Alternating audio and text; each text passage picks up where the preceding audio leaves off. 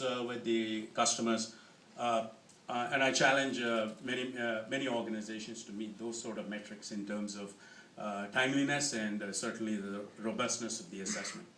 And again, interestingly, the last point is very important. If there is a scope change, somebody said about scope change, we can literally do that on a 24/7 basis.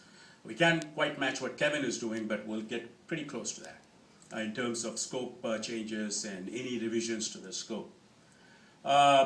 This is kind of a complex flow chart. You have it on the PowerPoint, but all it says is what is the process.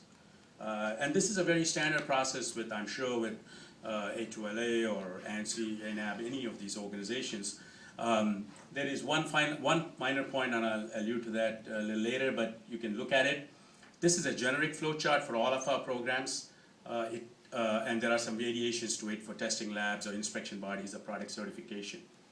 But this process really achieves that 90-day goal or lesser. We don't have to go through all this, but essentially 17025, 2005 version is the effective standard. We all know about it. We accredit a little over 350 labs, as I said, in about 35 or 36 countries now. Calibration labs, 17025, 2005 again. A very critical component, and I notice your draft document talks about a number of things. I have some questions, but I'll hold off during the discussion time on that.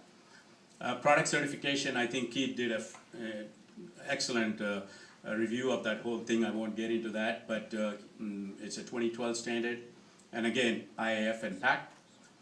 Inspection agency, which is not quite mentioned. It's a very large program. We are one of the oldest accrediting bodies. Obviously, it's a very critical component of product certification. Current requirement is based on 98.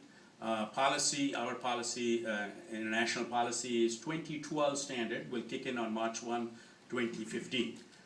So both the standards are working in tandem.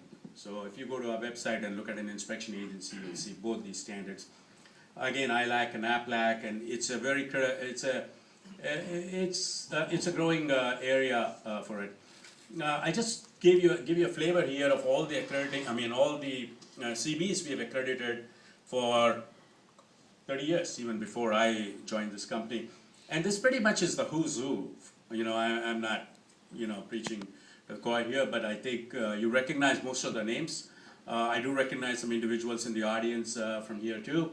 And there are other individuals I noticed in your list that have applied and hopefully will get the NRTL. But I did a quick review, and my number, the 54, is an estimate. We noticed that 54 of the NRTL named organizations are already accredited by us in one fashion or the bulk of them are testing labs. And what's interesting is each one of these, if you go down to our website, you will see each one of the locations will have a corresponding scope. And I didn't necessarily see that kind of delineation in the OSHA NRTL listing. In other words, accreditation is specific to the standard and so forth. But we pretty much cover as we speak. Now, whether we cover specifically the technical methods and standards, I don't know that. Paul and Keith and others can talk about it. But if the organization requests that scope, we have the ability to do that. We have the technical wherewithal to do it. So, just to summarize, the resources collectively in the United States is very much there. We also have a private sector infrastructure, which is very robust, which has been vetted. Somebody mentioned, a speaker mentioned, that we get evaluated every 4 years. You're welcome to join us in the evaluation anytime. See how in the back end the sausage is made. But the point about Keith on confidentiality is an interesting and important issue. Hopefully you'll discuss it during discussion. As I was